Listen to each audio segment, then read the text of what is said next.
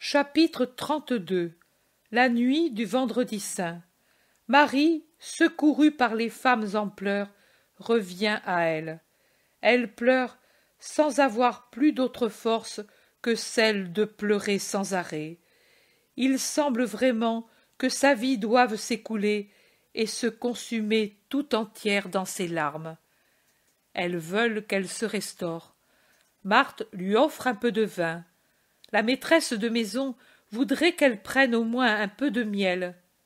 Marie d'Alphée, à genoux devant elle, lui offre une tasse de lait tiède en disant « Je laiterai moi-même à la chevrette de la petite Rachel, peut-être une fille des gens qui sont dans cette maison de Lazare, comme locataire ou comme gardien, je ne sais. » Mais Marie ne veut rien, pleurer, seulement pleurer, et demander et s'entendre promettre que l'on cherchera les apôtres et les disciples, que l'on cherchera la lance et les vêtements, et que, quand il fera jour, puisque maintenant ils ne veulent pas la laisser aller, elles la laisseront entrer dans la pièce du cénacle.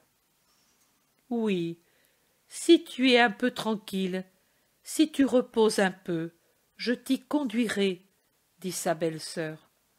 Nous entrerons toutes les deux, et à genoux, je chercherai pour toi toute trace de Jésus. Et Marie d'Alphée sanglote.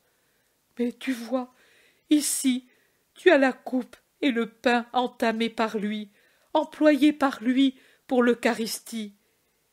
Y a-t-il plus saint souvenir? Tu vois, Jean te les a apportés dès ce matin pour que tu les voies ce soir. Pauvre Jean, qui est là, qui pleure et qui a peur. Peur? Pourquoi? Viens, Jean. Jean sort de l'ombre, car dans la pièce, il n'y a qu'une petite lampe posée sur la table près des objets de la Passion, et il s'agenouille aux pieds de Marie, qui le caresse et lui demande « Pourquoi as-tu peur ?» Et Jean, en baisant ses mains et en pleurant « Parce que tu es malade, tu es fiévreuse et angoissée, et tu n'es pas tranquille. Et si tu continues ainsi, tu vas mourir comme lui est mort. Oh, si c'était vrai! Non, mère, maman. Oh, il est plus doux de dire maman, comme à la mienne. Laisse-moi te le dire. Mais comme moi je ne trouve pas de différence entre ma mère et toi, et même comme je t'aime plus qu'elle, parce que tu es la mère que lui m'a donnée, et que tu es sa mère, ne fais pas une trop grande différence entre le fils né de toi et le fils qui t'a été donné. Et aime-moi un peu comme tu l'aimes lui. Si c'était lui qui te dise « J'ai peur que tu meures », lui répondrais-tu « Oh, si c'était vrai !» Non, tu ne le dirais pas, mais tu regretterais de t'en aller et le laisser dans un monde de loups, lui, ton agneau. Et pour moi, tu n'es pas en peine? Je suis tellement plus agneau que lui, non par bonté et pureté, mais par stupidité et par peur. Si tu me manques, le pauvre Jean sera dévoré par les loups sans avoir su donner un bêlement qui parle de son maître. Veux-tu que je meure ainsi, sans le servir, stupide dans la mort comme dans la vie? Non, n'est-ce pas? Et alors, maman cherche à être tranquille. Pour lui. Oh, ne dis-tu pas qu'il ressuscite? Oui, tu le dis, et c'est vrai. Et alors, veux-tu que, quand il ressuscitera, il trouve la maison vide de toi? Car certainement, lui viendra ici. Oh, pauvre, pauvre Jésus, si au lieu de ton cri d'amour, il entendait nos cris de deuil, si au lieu de trouver ton sein pour poser sa tête martyrisée et glorieuse, il trouvait la fermeture de ton tombeau. Tu dois vivre, pour le saluer quand il reviendra. Je ne dis pas à notre amour. Nous méritons tous les reproches pour la façon dont nous nous sommes conduits. Mais à ton amour. Oh, que sera la rencontre? Et lui, comment sera-t-il, mère de la sagesse? Maman du très ignorant Jean, toi qui sais tout, dis-nous comment il sera quand il apparaîtra ressuscité. Marthe dit: Lazare avait les blessures des jambes cicatrisées, mais on en voyait la trace, et il apparut enveloppé dans des bandes pleines d'ordures. Marie-Madeleine ajoute: Il nous fallut le laver à plusieurs reprises. Et il était faible, et nous avons dû le restaurer sur son ordre, termine Marthe. Jean dit: Le fils de la veuve de Naïm était comme étourdi, et semblait un bébé incapable de marcher et de parler couramment, si bien qu'il le rendit à sa mère pour qu'elle lui apprît de nouveau à user des biens de la vie. Et la fillette de Jaïr lui-même guida ses premiers pas. Je pense que le Seigneur nous enverra son ange pour nous dire: Venez avec un vêtement propre. Et mon amour l'a déjà préparé. Il est dans le palais. Je n'ai pas pu le filer, mais je l'ai fait filer par ma nourrice, qui maintenant est tranquille sur mon avenir et ne pleure plus.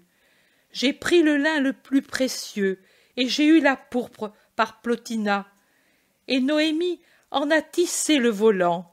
Et moi j'ai fait la ceinture, la bourse et le talet, les brodants de nuit pour n'être pas vue. Mère, c'est toi qui m'as appris.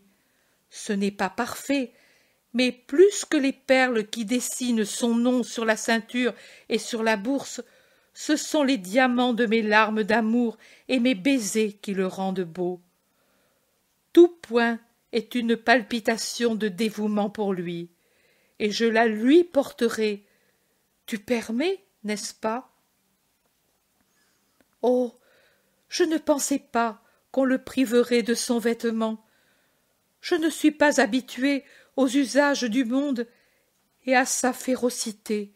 Je croyais déjà la connaître. Et des larmes roulent de nouveau le long de ses joues cireuses. Mais je vois que je ne savais encore rien. Et je pensais: après aussi, il aura le vêtement de la maman. Il lui plaisait tant. Il l'avait voulu ainsi, et il me l'avait dit depuis longtemps. Tu feras un vêtement de telle et telle façon, et tu me le porteras pour la Pâque. Car Jérusalem doit me voir dans le vêtement pourpre de roi. Oh, cette laine plus blanche que la neige, pendant que je la filais, elle devenait rouge aux yeux de Dieu et aux miens, parce que mon cœur avait reçu une nouvelle blessure de cette parole. Les autres, après des années et des mois, elles s'étaient, sinon fermées, du moins desséchées de leur suintement de sang. Mais celle-là, chaque jour, chaque heure retournait l'épée dans le cœur. Un jour de moins, une heure de moins, et ensuite il sera mort. Oh, oh, et le fil sur le fuseau et sur le métier devenait rouge pour moi. On l'a teint ensuite pour le monde, mais il était déjà rouge. Marie pleure de nouveau. Elle cherche à la soulager en lui parlant de la résurrection. Suzanne demande: Que dis-tu? Comment sera-t-il ressuscité? Et comment ressuscitera-t-il? Et elle, égarée, aveuglée à cette heure de martyr rédempteur, répond: Je ne sais pas, je ne sais plus rien, sauf qu'il est mort. Elle éclate de nouveau en des sanglots violents, et elle baise le linge qui était au flanc de son fils. Elle le serre sur son cœur, et le berce comme si c'était un enfant. Marie touche les clous, les épines, l'éponge et crie. « C'est cela qu'a su te donner ta patrie, du fer, des épines, du vinaigre et du fiel, et des insultes, des insultes, des insultes. Et parmi tous les fils d'Israël, on a dû choisir quelqu'un de sirène pour porter la croix. Cet homme est sacré pour moi comme un époux, et si j'en connaissais un autre qui ait secouru mon enfant, je lui baiserais les pieds. Mais personne n'a donc eu pitié. Sortez, partez. Même de vous voir, c'est pour moi une douleur, parce que parmi vous tous, vous n'avez même pas su obtenir une torture moins cruelle. Serviteurs inutiles et inertes de votre roi, sortez.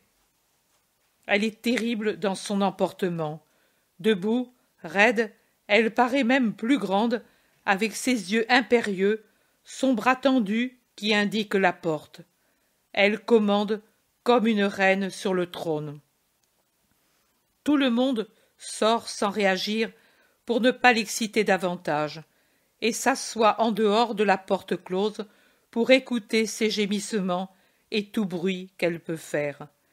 Mais après le bruit du siège qu'elle a repoussé et de ses genoux qui frappent le sol, car elle s'est agenouillée la tête contre la table sur laquelle se trouvent les objets de la passion, on n'entend que ses pleurs sans arrêt et sans réconfort. Elle murmure, mais si doucement que ceux qui sont dehors ne peuvent l'entendre. « Père, Père, pardon, je deviens orgueilleuse et méchante, mais tu le vois, c'est vrai ce que je dis. Il y avait des foules autour de lui, et à cette fête, toute la Palestine est dans les murs saints. Saints? Non, plus saints. Il serait resté tel si lui avait expiré en leur intérieur. Mais Jérusalem l'a expulsé comme le vomissement qui donne la nausée. Dans Jérusalem, il n'y a donc que le crime. Eh bien, de tout ce peuple qui le suivait, il n'a pu se rassembler une poignée qui s'impose. Je ne dis pas pour le sauver, il devait mourir pour racheter. Et pour le faire mourir sans tant de torture, ils sont restés dans l'ombre, ou bien ils ont fui. Mon cœur se révolte devant tant de lâcheté. Je suis la mère, à cause de cela. Pardonne mon péché d'orgueilleuse dureté. Et elle pleure. Dehors, les autres sont sur les épines, et pour plusieurs motifs. Le maître de maison rentre. Il était sorti par curiosité, et il apporte des nouvelles redoutables. On dit que beaucoup de gens sont morts dans le tremblement de terre, que beaucoup ont été blessés, dans les corps à corps entre les fidèles du Nazaréen et les Juifs, que plusieurs ont été arrêtés, et qu'il y aura de nouvelles exécutions pour révolte et menaces envers Rome, que Pilate a ordonné d'arrêter tous les partisans du Nazaréen et tous les chefs du Sanhédrin présents dans la ville, ou même déjà enfuis à travers la Palestine, que Jeanne est mourante dans son palais, que Manahan a été arrêté par Hérode pour l'avoir insulté en pleine cour comme complice du déicide. En somme, un tas de nouvelles catastrophiques. Les femmes gémissent, non pas tant de peur pour elles-mêmes que pour leurs fils et leurs maris. Suzanne pense à son époux, connu parmi les fidèles de Jésus en Galilée. Marie de Zébédée pense à son mari, logé chez un ami, et à son fils Jacques, dont elle n'a pas de nouvelles depuis le soir d'avant. Et Marthe dit en sanglotant: « Ils seront déjà allés à Béthanie, qui ne savait pas ce qu'était Lazare pour le maître. » « Mais il est protégé par Rome, lui, lui réplique Marie-Salomé. « Oh, protégé, qui sait, avec la haine qu'ont pour nous les chefs d'Israël, quelles accusations ils portent contre lui à Pilate. Ô Dieu! Marthe se met les mains dans les cheveux et elle crie. Les armes! Les armes! La maison en est pleine, et aussi le palais. Je le sais. Ce matin, à l'aurore, est venu Lévi, le gardien, et il m'a dit. Mais déjà tu le sais, toi aussi, et tu l'as dit aux Juifs sur le calvaire. Sotte, tu as mis dans la main des cruels l'arme pour tuer Lazare. Je l'ai dit, oui. J'ai dit la vérité sans le savoir. Mais tais-toi, poule mouillée. Ce que j'ai dit est la plus sûre garantie pour Lazare. Ils se garderont bien de s'aventurer dans des recherches là où ils savent qu'il y a des gens armés. Ce sont des lâches. Les Juifs, oui, mais les Romains, non. Je ne crains pas Rome. Elle est juste et paisible dans ses dispositions. Jean dit. Marie a raison. Longin m'a dit. J'espère qu'ils vous laisseront tranquille. Mais s'ils ne le faisaient pas, viens ou envoie quelqu'un au prétoire. Pilate est bienveillant pour les fidèles du Nazaréen. Il l'était aussi pour lui. Nous vous défendrons. Marie d'Alphée intervient. Mais si les Juifs font tout par eux-mêmes, hier soir, c'était eux qui ont pris Jésus. Et s'ils disent que nous sommes des profanateurs, ils ont le droit de nous prendre. Oh, mes fils, j'en ai 4. Où sont Joseph et Simon? Ils étaient sur le calvaire, et puis ils sont descendus quand Jeanne n'a pas résisté, pour aider et défendre les femmes. Eux, les bergers, Alphée, tous. Oh, ils les auront certainement déjà tués. Tu as entendu que Jeanne est mourante? Elle l'est certainement parce qu'elle est blessée. Et eux, avant que la plèbe puisse frapper une femme, l'auront défendue et seront morts. Et Jude et Jacques, mon petit Jude, mon trésor, et Jacques, doux comme une fillette. Oh, je n'ai plus de fils, je suis comme la mère des fils Maccabée. Toutes pleurent désespérément, toutes, sauf la maîtresse de maison, qui est allée chercher une cachette pour son mari, et Marie-Madeleine, qui ne pleure pas. Mais ses yeux jettent du feu. Elle redevient la femme autoritaire d'autrefois. Elle ne parle pas, mais elle darde son regard sur ses compagnes abattues, et elle bout de leur adresser une épithète très claire, pusillanime. Un certain temps passe ainsi. De temps à autre, une se lève, ouvre doucement la porte, jette un coup d'œil, la referme. Que fait-elle? Demandent les autres. Celle qui a regardé répond. Elle est toujours à genoux, elle prie. Ou bien, elle semble parler avec quelqu'un. Et encore, elle s'est levée et fait des gestes en allant çà et là dans la pièce.